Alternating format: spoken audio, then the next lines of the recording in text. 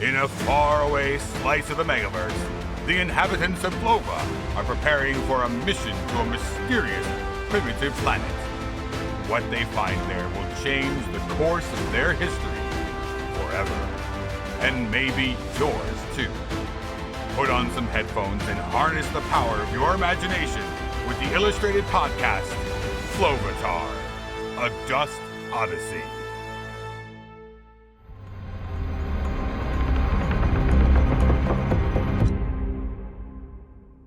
Not too far away, in a much smaller and gloomier Biosphere 16, Paul was sitting on his doorstep, twirling a dark brown dreadlock with one hand and holding his chin with the other.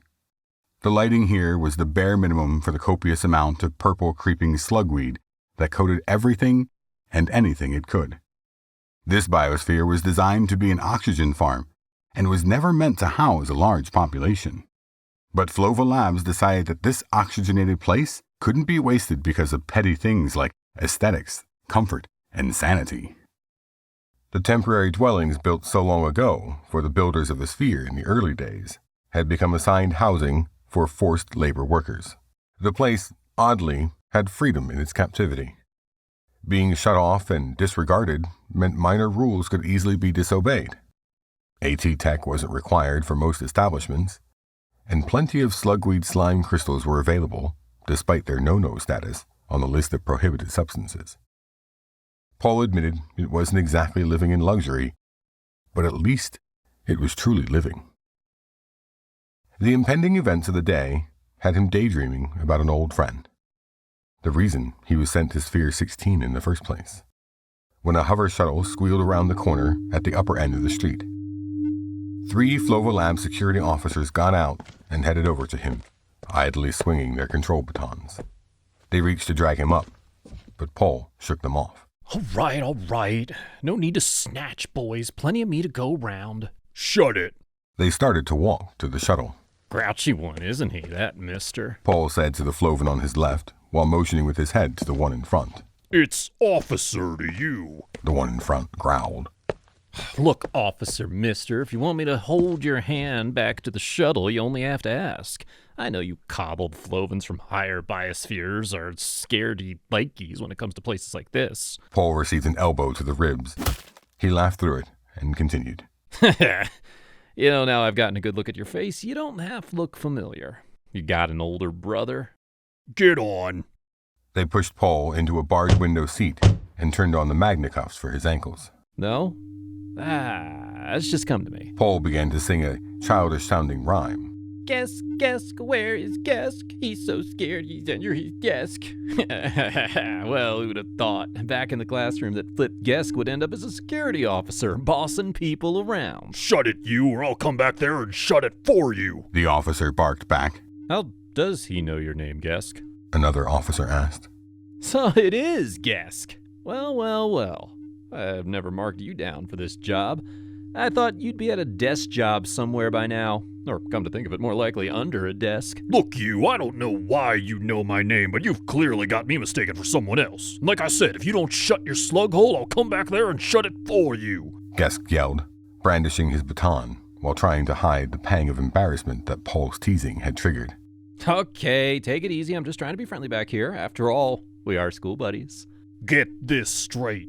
Your only buddies are the other scum in the back of this shuttle, and soon enough, all you trash are going to be off this planet and someone else's problem. Paul turned away and looked at the passing landscape through the smoked glass of the reinforced windows.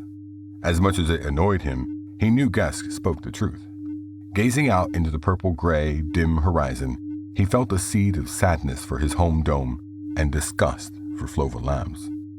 The shuttle was silent as they went into the tunnels to access other biospheres. As they passed through Commercial Biosphere 33, Paul noticed the Build-A-Being building, a subsidiary of Flova Labs, where Flovans could get their psyche-likies at age 21. The memory of when he got his likie was bittersweet. He had to spit down a long tube that went into an unseen place. The saying was that the straighter your spit went down without hitting the sides, the more badass your psyche-likie would be. Paul prepared a bullet of spit, but got nervous about the aim and lost momentum midway, causing it to slap onto his chin. Eventually, with the effort of a jawless sea creature throwing up, he managed to get a drop into the tube. It hit the side instantly, but his psyche-likey was awesome anyway. They were inseparable, or so he thought. Paul often thinks about where he is now, if he even is now. Here we go. The last part of Flova you'll see for a long time. An officer said, as the shuttle pulled up to the launch site at the center of the Flova Lab's biosphere. A huge fortress of purple slate columns reached into the sky, grasping like hands at the faint glowing clouds it produced. Tall, spiking windows jeweled the outside with a watchtower view and protection. Now and then, huge circular holes would open in the roofs and walls, releasing a great wave of steam and carbon. This was the nucleus of Flovan life, and beating inside, calculating away, was big data. Paul and the other forced laborers hurried off the shuttle and stood mute in awe at the size of the place. Almost all of them had never even been to the Flova Lab's biosphere, let alone the headquarters building. They all suddenly felt very small. A strange feeling of Flova loyalty crept into Paul's mind before he shook it off. Looking at his feet, he followed the others past a platoon of dust-processing droids and went inside. As the group walked past, a supervising droid carefully inspected each identical robot with his chrome yellow eyes. All right, droids. Today is the day we were made for. I don't know what kind of horrors we will be facing out there on the savage planet they call Earth, but we have to stay alert when we're on a planet named after soil. Sorry, FL01D, but my calculations suggest that the term Earth reflects the fertility of the fauna and flora of the planet. FL01D marched up to the speaker of the unasked-for logic. Droid J3FF, are you putting precious computing power into alien hypotheses over how to be the most efficient dust processing droid from your sector? Affirmative. We'll correct this path momentarily. Good. No more thinking. Your directives are simple. Your programming is absolute. You will see and hear strange things when you get there. It's your job to stay as a stable and trustworthy constant. Wherever we land, Flovans will need dust. That's where we come in. Gellan and Fasco's cabbie capsule dropped them off outside the main entrance, and Fasco paused with pride at the Flova Lab building. It was only her second time being there, and the novelty surely hadn't worn off. Gellan was more interested in the droids. He watched as FL01D scanned each one to make sure they were operating properly. They were complicated creatures, but simple in nature, programmed for one ultimate purpose. Gellan believed in it all. This mission, the need to bring Flova life to other universes, big data, the brilliance of Damas, but most of all, he believed that everyone, whether it's a Flovan, a droid, or whatever other crazy species is out there, has a job to do. When individuals do their job and listen to their leaders, everyone wins. And those droids were the best at doing their jobs. Fasco walked up next to him, wide-eyed at the droids. See, Fasco, they're all ready to play their parts. Whispered Gellan. Are you ready to play yours? The future of the universe depends on little people like you. She gulped. Was she ready?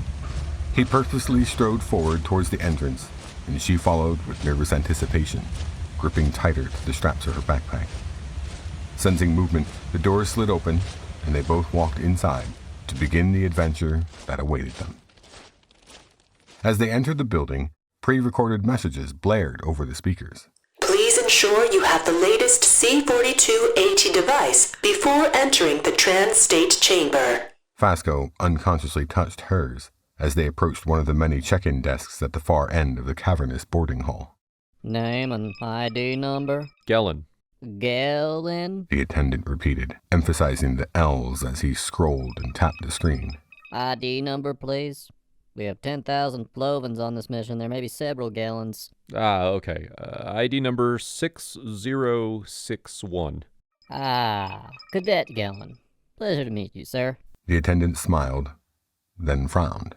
But you should have been exempt from this trip. That's why I volunteered. Gellan smiled back. Didn't want to miss out on the big one. I mean, it's not every day you get the chance to save a primitive planet, is it? Gellan was aware of Fasco and the others in line staring at him admirably. He straightened his shoulders as a bit of color rushed to his cheeks. The attendant looked a little puzzled. It seems we have 2 identical Gellans on the flight roster.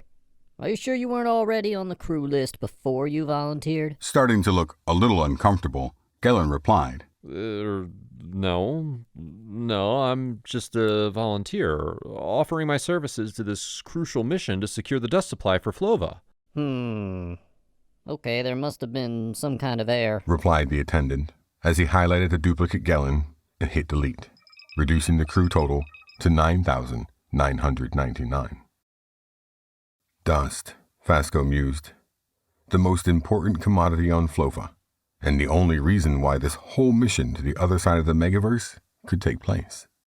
The discovery of dust on Flova had been the single most important event in Flovan history, as it enabled advancements in technology that had only previously been dreamed of. Her thought was broken up when she was called up by the attendant.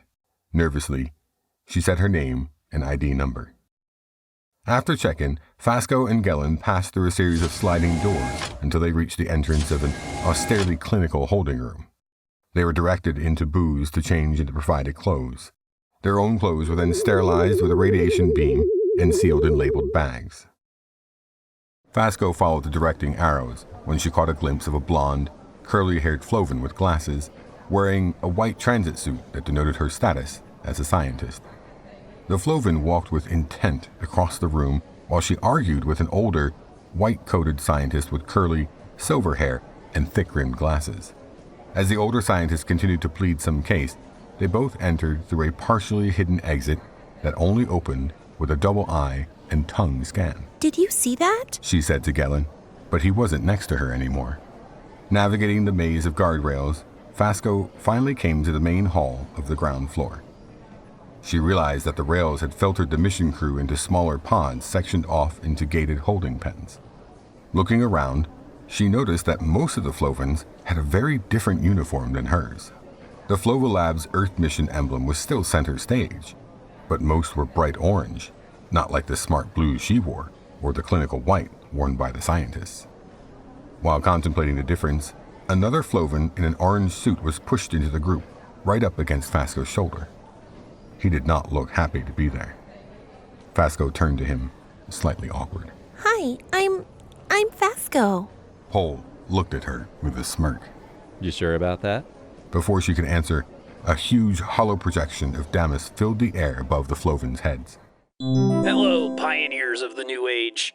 Some of you will be going where no Flovan has gone before.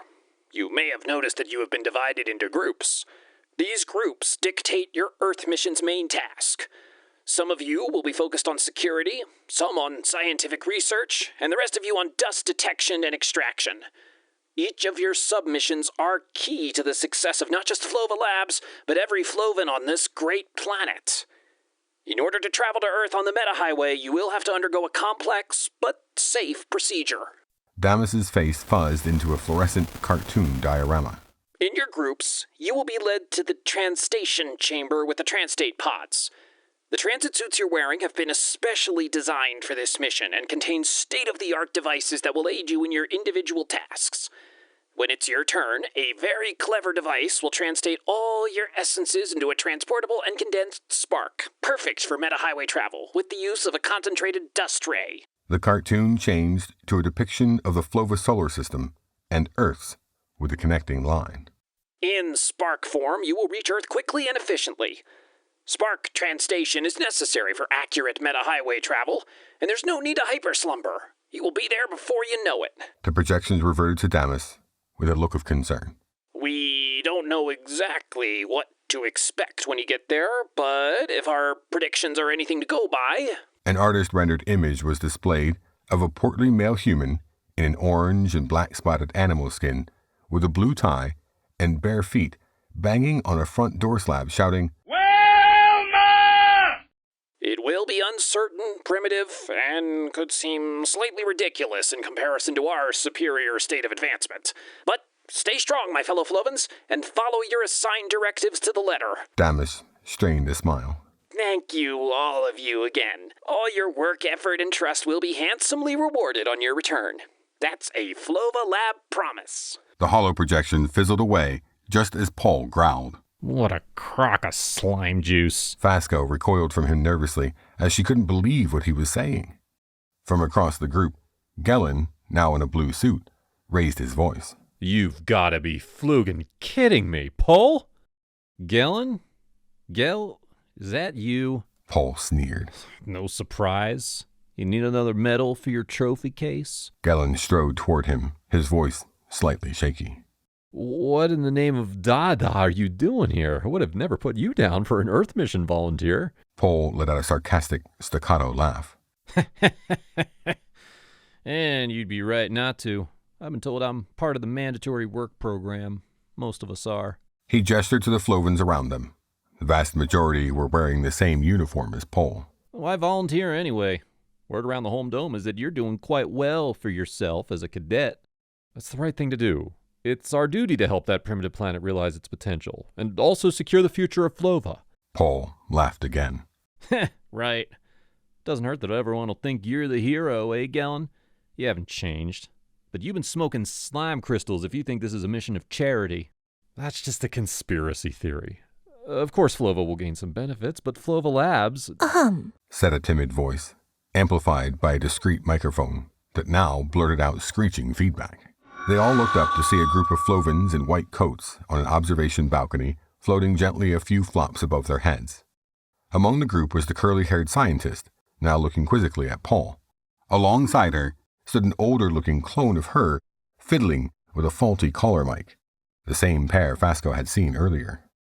After tapping the offending mic for what seemed like an uncomfortably long pause, she continued. I am Rae Franklin, the discoverer of dust, and I am going to be the scientific lead. She paused while she considered what she just said. Actually, that's not right. I already am the scientific lead of this mission. In fact, I've been the scientific lead on the mission since its inception, which was quite some time ago. Anyway, that's beside the point. Although I am the scientific lead, as we've just established, I will not be joining you on this mission. Instead, my eyes and ears, and perhaps hands too, come to think of it, my nose as well. Let's just say, to be on the safe side, that all my senses will be there with my scientific protégé, Rae Franklin. She beamed while turning to the younger Floven to her left, tapping her on the shoulder 3 times. The younger Franklin stepped forward, looking slightly annoyed at the introduction from her mother as she switched on her mic. Mission crew, transstation time is about to begin. You'll notice you've been grouped into smaller pods. These will be your launch teams. Each team is designed to contain the perfect mix of skills, as well as a film crew member from Starflix, who will be live streaming your adventures on Earth. Franklin gestured down to a Floven with a shaved head, grimacing at the attention. He wore an orange spacesuit similar to Paul's, but his suit had a Starflix logo on the chest instead of the Flova Labs emblem. Above the other chest pocket, his name badge read, Rebus. You will each be called by your name and ID number to proceed to the chambers, she informed them. As Damas mentioned, your transit suits contain some important devices. Dust detectors, dust extractors, multipens, and most importantly, Flova Labs' latest invention, the C3 Philosophlo.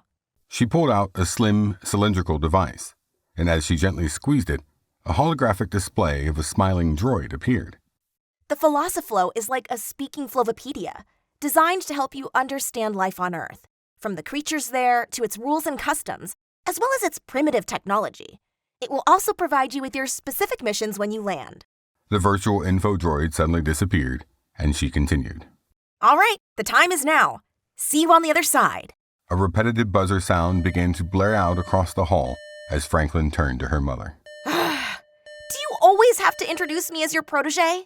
But Reno was too preoccupied to respond, methodically tapping her foot against the balcony guardrail. The most logical and brilliant mind on the planet suffered crippling anxiety, which manifested itself in checking and number rituals. Not only was today arguably the second biggest in her scientific career, but also the day her lone offspring would venture into a physics-bending highway with only the protection of her math and equations. Reno was coping in the best way she could, counting.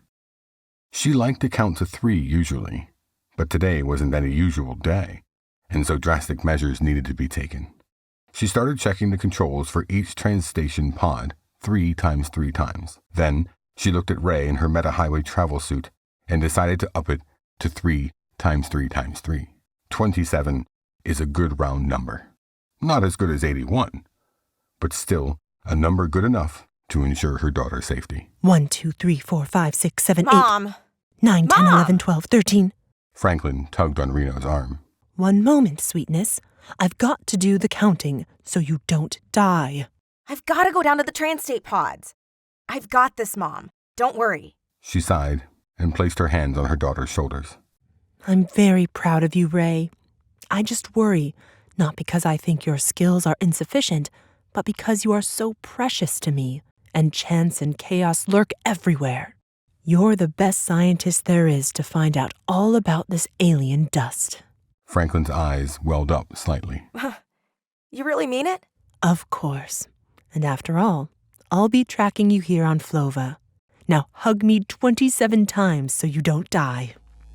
The transstate pods had been checked and checked and checked again and were now ready to go. The air became thick with a metallic buzz as the transstate beams powered up. An increasing pressure filled the atmosphere as if they were diving deep, deep underground. As the Flovans lined up, Gellan's name was called and he positioned himself to the front of the line. His face showed bravery, but a closer look at his eyes showed a nagging thought that something was eating at him. Fasco watched as he took a deep, copper-scented breath, and he stepped up to the platform. Each step was heavy. His boots seemed to cling to the ground with a static charge. 2 other names were called after him to go to the neighboring pods. Fasco realized that one of the names was hers, and took her position. Paul wasn't far behind. As the doors of the pod hissed open and a green light shone overhead, Gellan stepped inside and waited. A light flickered on just above his head, displaying the number 5, and started to count down. He stared up at the ball of caged magenta energy with an angry glowing core of power and was hit with a wave of fear, which he hid beneath his confident exterior. He noticed Fasco jump as the glass covers swung around, securing them inside. A loud ringing in his ears became almost unbearable as a luminous pink liquid slowly filled the intricate network of the machine. The light inside grew and grew until Gellan could look no longer. The beam hit him, and all changed.